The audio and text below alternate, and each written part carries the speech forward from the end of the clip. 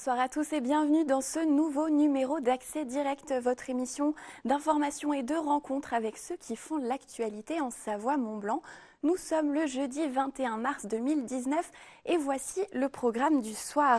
Le directeur de la FRAPNA Auvergne-Rhône-Alpes sera avec nous pour nous parler notamment des problématiques liées à l'utilisation des pesticides. Nous parlerons ensuite culture avec les créateurs du nouvel espace d'exposition Filars à Torrent-Glières. Enfin, je recevrai Daniel Garabédian, auteur du livre La mémoire éclatée, dans lequel il évoque l'histoire de sa famille entre Turquie, Bulgarie et Haute-Savoie. Mais avant de recevoir ces invités, j'accueille Fanette pour les titres du journal. Salut Victoria. Salut Fanette. Alors dans le journal tout à l'heure, on verra le 3e épisode de notre série de la semaine. Voilà une série de rencontres proposées par Clémence Roaldès. Elle est partie à la rencontre des maires de Savoie. Alors on a vu un maire passionné, celui de Chana, un maire un peu résigné. Et puis ce soir, c'est un maire en plein apprentissage que nous allons rencontrer, le maire de Rotheran, c'est près de Montmélian. C'est un ancien policier qui vit là son premier mandat. Et puis on revient sur la semaine de l'industrie. La semaine de l'industrie, puisque 50 000 emplois ne sont actuellement pas pourvus en France dans le secteur industriel. Donc c'est une semaine de l'industrie qui a été mise en place il y a plusieurs années déjà pour tenter de séduire un peu le grand public et notamment les jeunes. Pas mal d'entreprises ouvrent leurs portes pour essayer de les attirer. Et donc c'était le cas de MND en Savoie. Donc c'est Sébastien qui a été y faire un tour. Fanette, tu ne bouges pas, on va passer tout de suite à la revue de presse et on commence avec les pêcheurs du lac Léman. Oui, les pêcheurs, c'est un dossier proposé cette semaine par l'édition du Chablais du Messager. Les pêcheurs professionnels sont inquiets depuis plusieurs années déjà. En fait, il y a une taxe qui est en suspens depuis plusieurs années pour les professionnels. L'État souhaiterait taxer sur le chiffre d'affaires les professionnels qui bénéficient en fait du domaine public, donc propriété de l'État, donc en l'occurrence le lac Léman. On parle de 5% de chiffre d'affaires, de 1% plutôt selon la Direction générale des finances publiques de Haute-Savoie. C'est une taxe qui s'ajouterait à des loyers qui sont déjà payés par les pêcheurs à l'État pour l'occupation de l'espace public. C'est des loyers en plus qui sont en hausse depuis plusieurs années, donc ça commence à faire beaucoup pour ces professionnels, d'autant plus que la pêche n'est pas très bonne depuis 2-3 ans. Donc ils craignent tout simplement de mettre la clé sous la porte si cette taxe passe. C'est toujours en discussion, donc dossier complet à lire dans le Messager. On passe du lac Léman à l'Europe. L'Europe, voilà, puisque tu le sais, les élections européennes auront lieu en France le 26 mai prochain. Et donc Libération en a profité pour faire un petit état des lieux de la couverture par les journaux télévisés nationaux de l'actualité européenne, et c'est pas terrible. L'actualité communautaire est plutôt maltraitée par les télévisions, le média d'information privilégié par près de la moitié des Français. L'Union européenne, ses institutions, son action ou encore ses relations avec les États membres sont mentionnés dans 2,7% des sujets diffusés à l'antenne.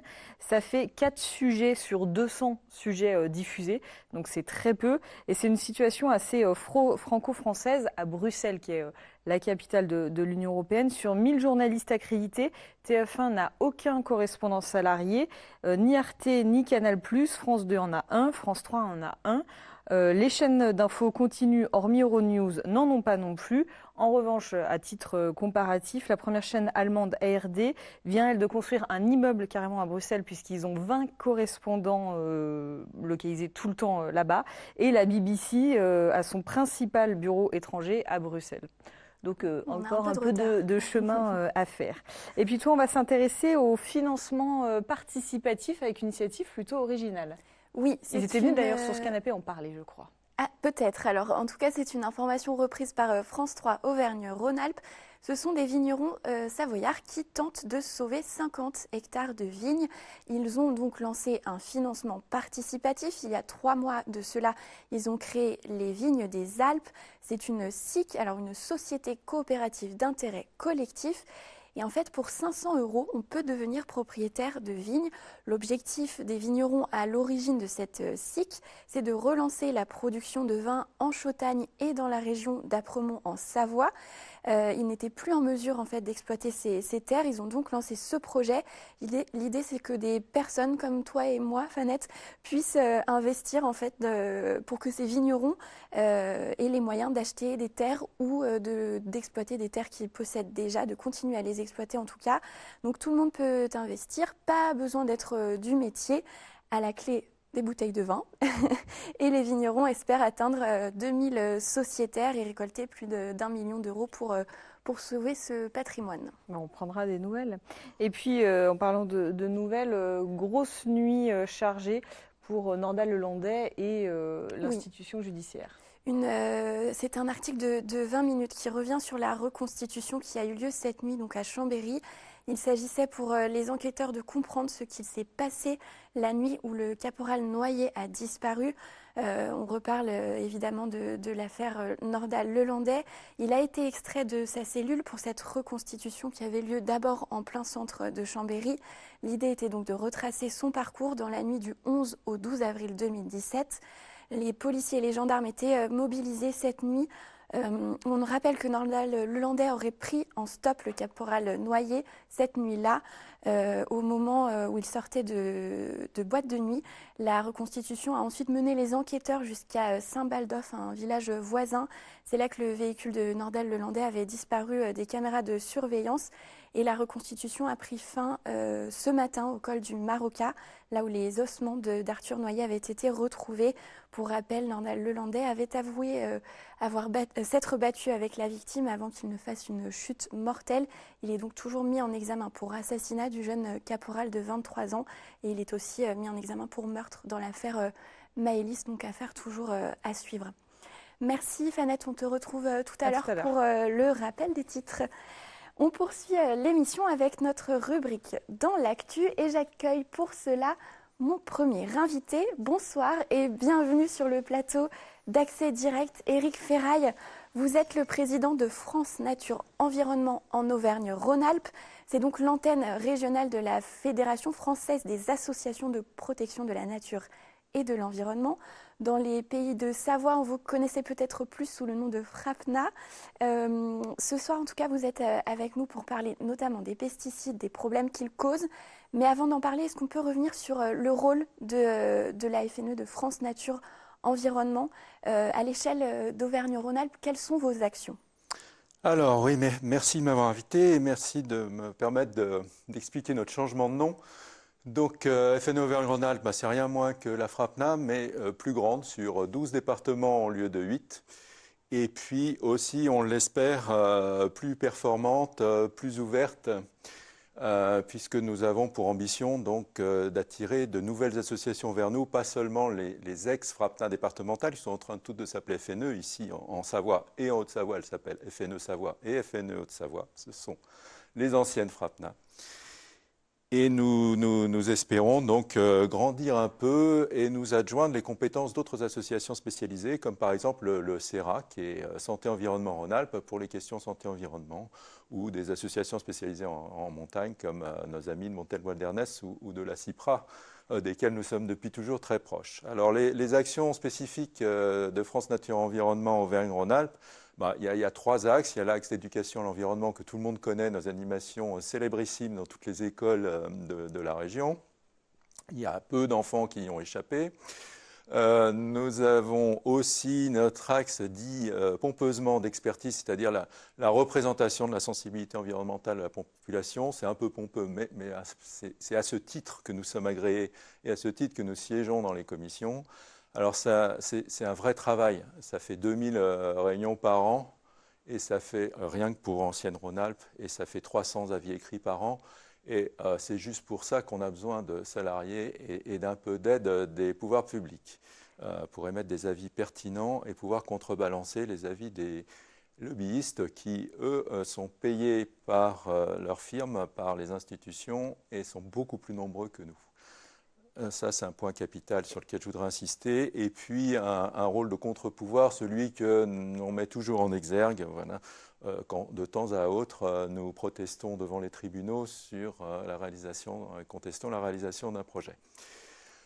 Actuellement, j'en citerai un, c'est le projet de Center Park de Roibon dans l'Isère, même si ça ne concerne pas les Deux-Savoie, c'est quand même assez proche des Alpes. Voilà en gros l'image. Comment menez-vous ces actions? Vous pouvez compter sur des bénévoles? Est-ce qu'il y a aussi des salariés? C'est combien de personnes? Alors, Combien de salariés? C'est le plus facile à nous répondre. On est actuellement à 80 salariés. Il faut savoir qu'avant le changement de majorité à la région, nous étions une centaine. Donc la baisse des aides publiques a eu comme conséquence la perte un peu plus d'une vingtaine d'emplois dans nos 8 structures. Point de vue bénévole, c'est beaucoup plus difficile à comptabiliser puisque c'est à géométrie variable en fonction des sujets. On compte en adhérents directs et indirects environ 40 000 adhérents, sachant que là-dessus, comme dans toutes les associations, il y a un faible pourcentage de gens qui sont très actifs et puis un pourcentage de gens actifs. Donc je dirais comme un bénévoles actifs, il y a quelques centaines de bénévoles très actifs et puis il y a un arrière-fond de bénévoles qu'on peut mobiliser pour telle ou telle occasion. Vous avez évoqué les fonds publics. Comment financez-vous toutes ces actions? Est-ce qu'il y a aussi des dons? Oui, alors, par la force de notre travail, on fait le travail d'animation, c'est un travail qui est rémunéré, hein, nos animateurs sont rémunérés pour des prestations. Donc on fait un travail de prestation rémunéré, comme toute entreprise. Après, évidemment on vit aussi des dons de nos adhérents et sympathisants de plus en plus. On vit aussi de partenariats avec des entreprises comme la Compagnie nationale du Rhône ou d'autres partenariats qu'on est en train de développer avec des entreprises d'énergie renouvelable ou des entreprises qui sont plus impliquées dans l'aménagement du territoire. Et puis aussi des conventions avec l'État. On a une aide non négligeable de l'État via l'aide réale en tant que tête de réseau régional. Et puis dans certains départements, il y a aussi les conseils départementaux qui mettent un peu la main au porte-monnaie. En Haute-Savoie, c'est le cas. En Savoie, c'est très peu le cas. Voilà, pour vous donner une image. Et puis le conseil régional, c'est tombé quasiment à zéro. Alors votre combat, c'est, on l'a dit, la protection de l'environnement et de la nature. Vous vous battez notamment contre l'agriculture intensive, plus particulièrement contre l'utilisation des pesticides. Comment convaincre les agriculteurs, mais tous ceux qui utilisent les pesticides, de ne plus les utiliser? Est-ce qu'il y a des substituts, d'autres façons de faire? Bon, alors ça fait quand même belle lurette qu'on a des méthodes d'agriculture qui sont basées sur des méthodes agronomiques. Et pour ne citer qu'un type d'agriculture qui nourrit son homme, l'agriculture biologique en ce moment nourrit très bien son homme, l'agriculture traditionnelle le nourrit beaucoup moins bien. Donc on sait faire. Le problème, c'est est-ce qu'on veut faire ou est-ce qu'on veut s'embêter à faire? Parce que évidemment, on va pas se voiler la face. Il y a plus de travail, il y a plus de réflexion, c'est plus difficile, ça change les modes de production et c'est tellement plus facile de vendre à la coopérative agricole à côté et de ne pas se poser de questions plutôt que de reconsidérer son modèle économique et ses circuits de vente et ses débouchés. Donc il y a un certain confort à être installé dans une agriculture conventionnelle polluante.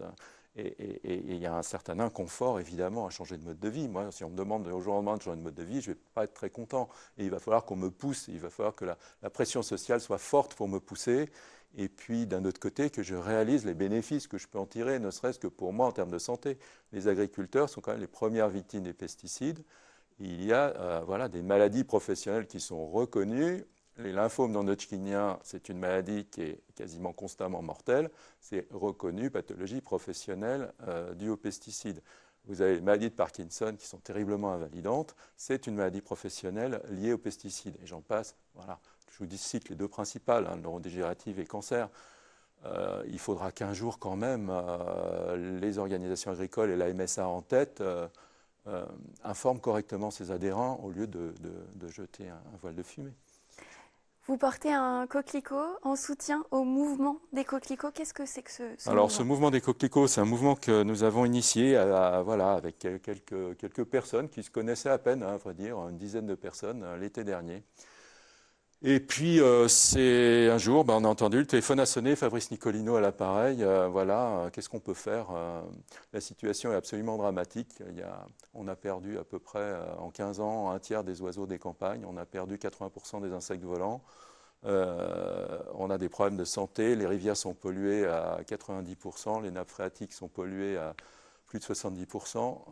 L'air, les nuages de pesticides voyagent un peu partout dans les villes. Tout le monde pisse du glyphosate. On en a eu la preuve récemment, bien qu'il y ait un nuage de fumée qui soit dégagé pour dire que c'est la lessive. C'est archi faux. Je veux dire, c'est 90% le glyphosate et puis 10% la lessive. Donc voilà, donc on s'est dit devant tout ça, qu'est-ce qu'on peut faire, qu'est-ce qu'il faut faire? Eh bien, il faut dire stop, parce que quand on met 40 ans à arriver peut-être à interdire une molécule comme le glyphosate, et c'est même pas sûr qu'on y arrive, il y en a 10 autres qui sont prêtes, encore plus toxiques, et il va falloir encore 40 ans de lutte et de désinformation pour arriver à les sortir du marché. Et puis il y en aura d'autres, et puis là on n'a plus le temps. La nature est à genoux, la biodiversité est à genoux, on s'achemine vers des scandales de santé publique absolument énormes. On voit que ces problèmes de santé sont reconnus par la justice aux États-Unis, ils vont l'être un jour ou l'autre aussi en Europe. Combien de temps nos gouvernants vont se voiler les yeux, en particulier le ministère de la Santé, le ministère de l'Agriculture, le ministère de l'Environnement, qui sont les trois grands coupables de cette histoire avec la FNSEA et l'industrie. Donc on s'est dit stop, ça suffit, et c'est pour ça qu'on a un mouvement complètement radical. On s'est dit c'est pas possible de substituer une substance par une autre parce qu'on va avoir exactement les mêmes conséquences. Donc stop, et ben, retour aux méthodes agronomiques et puis aux produits entre guillemets naturels qui sont certes toujours des pesticides entre guillemets, mais infiniment moins toxiques et infiniment moins stables dans l'environnement. Malheureusement, nous non plus, on n'a plus le temps, mais on reparlera en tout cas de ce mouvement. Merci beaucoup, Éric Ferraille, d'être venu nous voir sur le plateau d'Accès Direct. Merci à vous. On passe à notre page culture avec nos deux invités suivants, Anne-Laure Augy et Jacques Dechamboux. Bonsoir et bienvenue sur le plateau d'Accès Direct. Alors, vous allez nous parler, on va parler avec vous du tout nouvel espace d'exposition de Thoran-Glières. Cet espace s'appelle Filart. Alors, avant d'en parler, est-ce qu'on peut un petit peu parler de vous et savoir comment vous est venue l'idée de ce projet? Oui, alors nous sommes conseillers municipaux à Filières déjà, voilà. Et puis ça fait plusieurs années que nous pensions effectivement à un espace culturel pour développer un petit peu l'accès à la culture dans notre commune. Et nous sommes passés en commune nouvelle. Donc nous sommes maintenant à peu près 9000 habitants. Presque 10 000. Voilà. Et du coup, c'était l'occasion pour nous, effectivement, de favoriser un accès à la culture en créant une salle d'art. Oui, en fait, il y avait cette volonté dès le début de la mandature de la municipalité de faire quelque chose pour la culture dans le village de Thoran, sous l'impulsion de notre maire, Christian Anselme. Et c'est vrai qu'il fallait des finances et un lieu. Les finances, c'était très difficile. Vous savez ce qui se passe pour les collectivités locales actuellement. Et le fait de nous avoir organisés en communes nouvelles, on s'est regroupé à 5 communes, ça a dégagé des finances qui ont permis ce projet. Et d'un autre côté, il y avait cette poste à Thoran-Glières qu'on a pu restaurer. Et dans cette restauration, il y a eu des appartements de fait et il restait une surface qu'on a dédiée pour ce lieu de culture. Donc on en a profité. C'est ça, la salle d'exposition a été installée dans cette poste rénovée. Et pourquoi ce nom Filart? Filart, c'est comme ça qu'on le prononce. Alors justement, il y a un lien avec cet ancien lieu, la poste. L'idée, c'était de rappeler dans ce nom un petit peu à quoi servaient ces locaux au départ. Et puis, donc en cherchant un nom, il y a le terme de philatélie accroché à la poste, et puis qui est très proche de Filart. Alors, on parle de philatélie, Filart, et puis tout de suite, on se dit, c'est bien comme nom, parce que étymologiquement, c'est aimer l'art.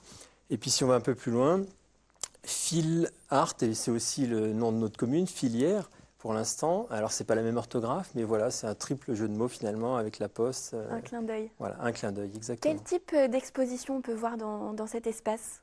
Alors, pour le moment, on a eu une exposition sur le surréalisme qui s'appelait Rêves surréalistes.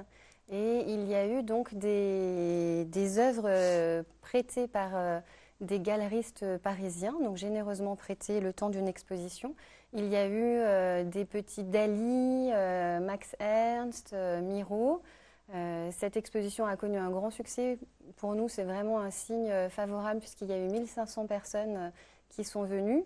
Pour une petite commune rurale, c'était très appréciable. Il faut dire que c'est en entrée libre que nous faisons tout pour favoriser effectivement la venue d'un large public. Voilà. Et puis, nous sommes en ce moment sur Henri Michaud, peintre-poète, avec également des œuvres venues de Paris par plusieurs galeristes. et qui donc, voilà, donc ceci c'est le catalogue de l'exposition qui a été financé par les prêteurs. Voilà, et c'est vrai que ça donne à voir Henri Michaud, qui n'est pas toujours très connu, alors que c'est un immense artiste, et qu'il n'a pas seulement écrit des poèmes ou des choses littéraires, il a aussi beaucoup peint de façon dans des styles différents. Donc l'exposition essaie de montrer tous les styles qu'il a traversés. Voilà, à travers aussi bien des œuvres qu'on appelle les œuvres mescaliniennes que des œuvres un peu plus autour de la calligraphie, par exemple, ou des choses autour de visages abstraits. Voilà. Il y a de très belles expositions, mais il y a aussi des ateliers. Qu'est-ce qu'on peut faire dans cet espace? Alors, il y a des ateliers, en fait, les vendredis avec une intervenante d'art pour les écoles. On a à peu près 25 écoles 25 classes qui se sont inscrites et qui travaillent avec une intervenante en art qui s'appelle Sylvia Avola. Ils ont donc une partie dans la salle, donc c'est un atelier payant mais à coût très modeste pour les écoles. Et ensuite, ils vont eux-mêmes pratiquer dans la lignée de ce qu'ils ont découvert. Voilà. Donc c'est une visite en quelque sorte guidée au départ, puis une pratique. Et nous avons des très bons échos de tous ces enfants qui emmènent ensuite leurs parents. Voilà. Quels vont être les prochains temps forts pour l'espace Filart? Alors, en fait, l'espace Filart s'organise. Il y a 3 expositions par an organisées par la commune, 3 expositions de 2 mois, donc avec rentrée gratuite. Et puis, évidemment, au-delà de ces 6 mois d'exposition, on désire faire vivre cette salle à l'année. Et là, on va proposer à des artistes locaux, plus ou moins locaux d'ailleurs, de venir exposer leurs œuvres.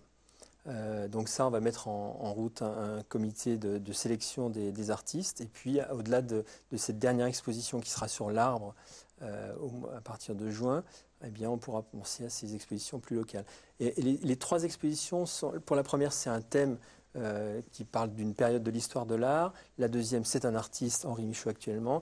Et la troisième exposition, c'est un thème plus général qui peut regrouper plusieurs types d'œuvres d'art également. Voilà, la direction nous a été donnée un petit peu pour cela par Estelle Dita, qui est notre commissaire d'exposition et qui nous aide à concevoir des choses pour voir un petit peu ce qui peut effectivement fédérer autour de l'art. Le but étant vraiment de permettre que l'art éduque, de voir un petit peu cette richesse. Donc effectivement, un mouvement, un auteur et un thème, ça nous paraissait intéressant et nous reconduirons sans doute l'an prochain sur le même modèle. Voilà. Alors, je voudrais juste en profiter parce que vous avez la gentillesse de nous accueillir, Victoria, mais toutes ces choses-là ont un coût que supporte beaucoup la commune, évidemment, donc l'argent public, mais on cherche aussi des mécènes à chaque fois pour chaque exposition et ça, c'est très difficile. On a eu des aides considérables sur la première exposition sur le surréalisme, ça devient un peu plus difficile. Donc là, c'est vrai, on en profite pour passer un appel aux mécènes qui pourraient venir nous aider pour concrétiser ces expositions et faire durer cette salle. Et voilà, et en échange, ils ont leur nom sur les affiches qui sont en ce moment dans Annecy, par exemple. Voilà, nous essayons de les mettre en valeur. Voilà. L'appel est lancé en tout cas pour vous retrouver. On peut vous retrouver sur votre page Facebook notamment. Oui, on rappelle le nom de la page. Alors c'est Filart, voilà, espace d'exposition Filart. Eh ben, merci beaucoup d'avoir été avec nous sur le plateau d'Accès Direct. Bon retour. Merci. On va passer au choix de la rédac qui est ce soir un auteur, Daniel Garabédian. Bonsoir et bienvenue sur le plateau d'Accès Direct. Vous êtes l'auteur de ce livre, La mémoire éclatée, paru aux éditions Baudelaire. Alors, première question, que signifie ce titre, La mémoire éclatée? Oui, je vous remercie déjà de me recevoir. Ce livre s'intitule La mémoire éclatée parce que ce sont des fragments de mémoire qui se suivent au rythme de leur venue au rythme de mes souvenirs. Et donc, je parle évidemment de mon enfance à Thonon-les-Bains, puisque je suis venu à Thonon-les-Bains étant très jeune. Mais avant tout, c'était surtout pour laisser une trace auprès de mes enfants et petits-enfants, puisque pour leur raconter l'itinéraire de mes parents, mon père est né en Bulgarie, ma mère à Istanbul, donc leur cheminement, leur itinéraire jusqu'à leur arrivée en France et leur enracinement au bord du lac Léman à Thonon-les-Bains. Pourquoi avoir choisi de raconter votre histoire familiale dans un livre? Vous l'avez dit au départ, c'était pour vos Oui. enfants, vos petits-enfants. Oui, tout à fait. C'était destiné à leur seul, au seul cercle familial, mais quelques personnes ont lu ces pages et ont dit que ça pouvait intéresser beaucoup d'autres personnes. Et ils m'ont presque poussé à le publier, alors qu'au départ, ce n'était pas du tout la destination de ces pages. Et oui, puisque votre histoire familiale est tout de même fascinante. Votre maman était donc turque, votre papa est né en Bulgarie. Ils ont fui des pays en guerre. Oui. Et l'histoire familiale s'écrit finalement en Haute-Savoie, près de Oui. Thonon-les-Bains. Tout cela, c'est évidemment, je n'ai pas pu m'empêcher, étant d'origine arménienne, j'ai parlé du génocide des Arméniens. Et mon père déjà est né en Bulgarie parce que sa mère avait eu son frère assassiné par les Kurdes au départ, avant la date officielle du génocide qui est fêté chaque année maintenant le 24 avril 1915. Eh bien, les choses avaient commencé bien avant. Et donc, ma grand-mère maternelle avait fui, jeune fille, et s'était installée en Bulgarie où est né mon père. Ma mère, par contre, est restée à Istanbul pendant tout le génocide, alors qu'il y a eu des rafles, beaucoup de choses assez horribles. Et ils se sont ensuite connus en France, bien sûr, et ils se sont mariés. Mais mon père a eu un itinéraire assez particulier, parce que très brillant élève en mathématiques au gymnasium, c'est-à-dire l'équivalent du lycée en Bulgarie, est venu faire ses études supérieures à Paris, au lycée Saint-Louis. Et comme il ne devait pas bien connaître la langue française, mais très brillant élève en mathématiques, il a fait ensuite des études à l'école française de papeterie de Grenoble. Et l'un de ses premiers emplois qu'il a eu, ça a été une chance pour lui. Il a été nommé comme chef de laboratoire aux usines Zigzag, papeterie Zigzag, qui est ensuite devenue Bolloré et les papeteries du Léman à Vongy, près de Thonon. Donc il a passé toute sa carrière là, en Haute-Savoie. Donc dans ce livre, je mêle mes souvenirs d'enfance donc à Thonon, ma scolarité jusqu'au lycée à Thonon. Et puis évidemment, j'ai fait aussi, étant donné que j'ai un certain âge, j'avais 7 ou 8 ans au moment de la guerre, et donc j'ai fait également l'apprentissage de la guerre à Thonon-les-Bains. Donc j'ai des souvenirs assez durs de personnes assassinées ou de rafles, etc. Et donc, évidemment, je parle beaucoup de ma mère. Elle ne travaillait pas, mais c'était en quelque sorte une fée du logis. Et toute la famille a un souvenir extraordinaire des aliments, de la cuisine orientale, donc elle savait préparer à merveille. Et donc, voilà, les pages se succèdent. Donc, je parle de mon enfance et ensuite je parle quelques pages sur des souvenirs du génocide, parce qu'il y a donc des souvenirs qu'on m'a racontés, que mon père, ma famille racontait, mais aussi que j'ai complétés par mes lectures ou par des choses que j'ai vues au cinéma et autres. Donc il y a la mémoire donc, personnelle, mais aussi la mémoire qu'on s'approprie et qui devient la nôtre. Et la mémoire collective aussi, c'est Oui. une façon de rendre hommage à la fois à vos parents, mais aussi à ces différentes époques plus ou moins sombres.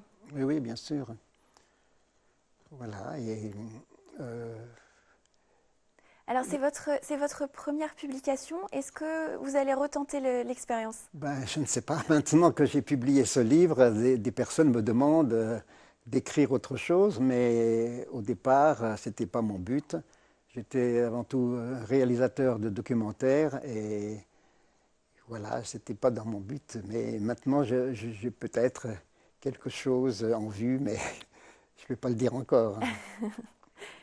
Eh bien, merci Oui, beaucoup en je vous en tout cas, Daniel Garabédian, d'être Oui, venu donc nous parler. oui, je voulais ajouter que mon livre, donc La mémoire éclatée, se trouve dans les librairies de Thonon-les-Bains et que demain je suis en dédicace à la librairie Climat, rue Vallon à Thonon-les-Bains. Eh bien, c'est noté. Voilà. Merci beaucoup. Merci à vous de Bon m'avoir retour. reçu. Merci. Au revoir.